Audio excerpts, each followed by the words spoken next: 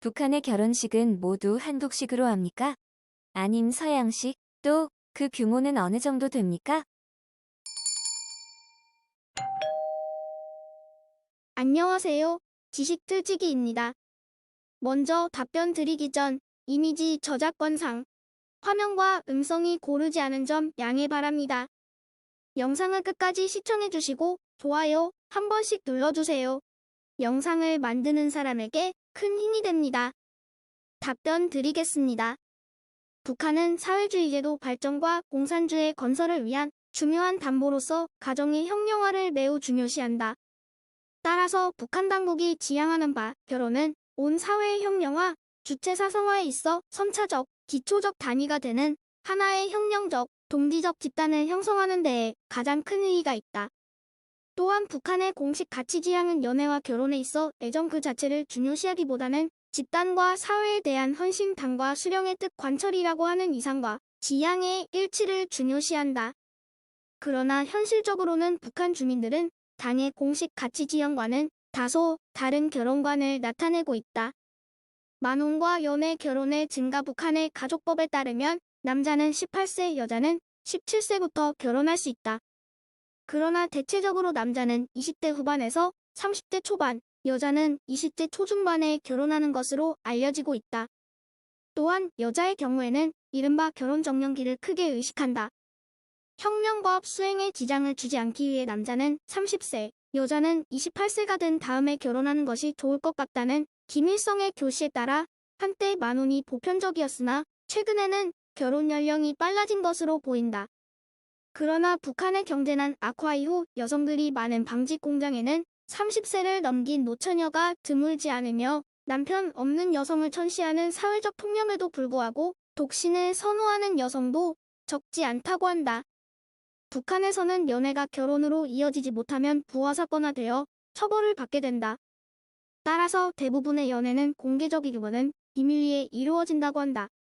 그러나 1980년대 말 이래 젊은이들 사이에는 당국의 직간접적 통제에도 불구하고 연애와 결혼을 별개의 것으로 인식하는 풍조가 확산되고 있으며 자유연애와 연애결혼이 증가하고 있는 것으로 알려지고 있다.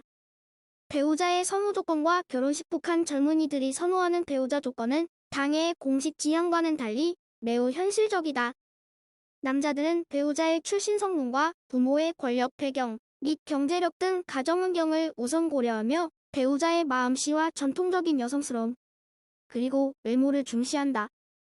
또한 배우자의 직업으로는 생필품 판매상점, 백화점, 호텔, 식당 등의 판매원이나 요리사, 재단사 등을 선호한다. 그러나 최근 북한 남자들이 가장 선호하는 배우자는 장마당 등기에서 억척스럽게 장사하는 여성이라고도 한다.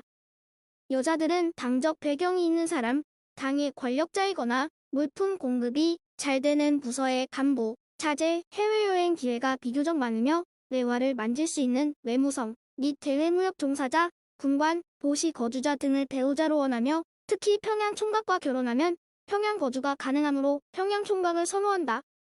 그러나 최근 식량난이 심화된 이후로는 오히려 도시 처녀들이 농촌 총각과 결혼하는 사례도 적지 않은 것으로 알려지고 있다.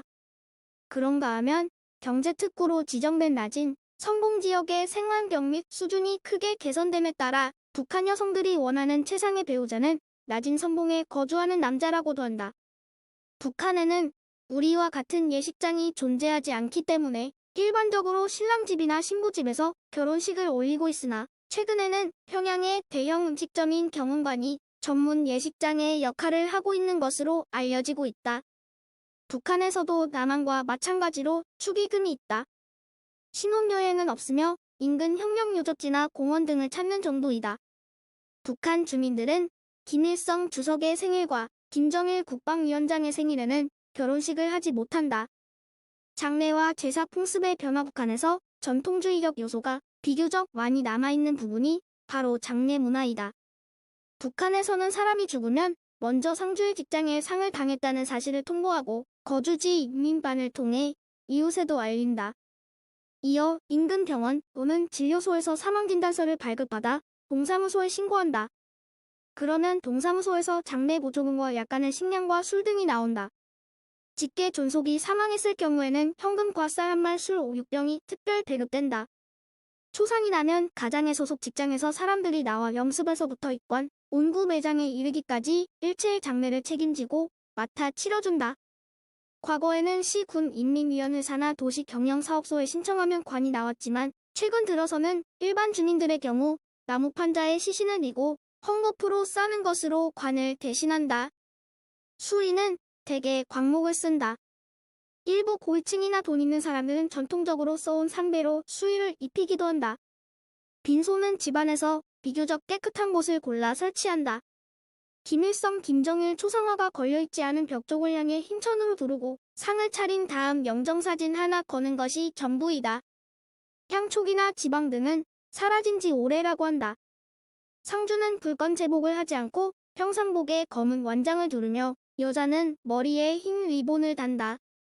빈소가 준비되면 그때부터 문상객을 받는다. 부회 역시 각자의 형편에 따라 이루어진다. 문상하는 조개 가운데 일부는 남아서 상주와 함께 밤을 지새우기도 한다. 밤샘을 할 때는 대개 술을 마시며 얘기를 나누고 일부 주패놀이를 하기도 하는데 흔한 모습은 아니다. 장례기일은 옛날식으로 3일장이었으나 극심한 식량난과 생활고로 인해 요즘은 1일장으로 치르는 사례도 많다고 한다.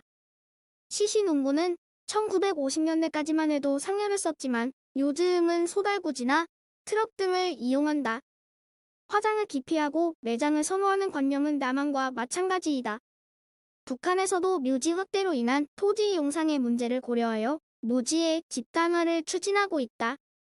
제사는 여전히 심한 규제를 받는다. 제사 자체를 미신으로 간주하는 데다 북한식 사회주의가 가족주의를 용인하지 않기 때문이다. 그러나 명절 때 조상을 기리는 의식은 아직도 존속하고 있는 것으로 보인다. 춘문을 읽거나 지방을 쓰는 풍습은 거의 사라졌지만 추석이나 한식 때 성묘를 하는 풍습은 여전히 남아있다. 도움이 되셨으면. 지금까지 지식들찍이었습니다. 다음 영상은 더욱 호기심 많은 질문들로 데이트될 예정입니다. 구독하시면 일상생활에서 가끔 궁금한 질문들이 함께할 것입니다. 지식과 상식 얻어가세요. 감사합니다.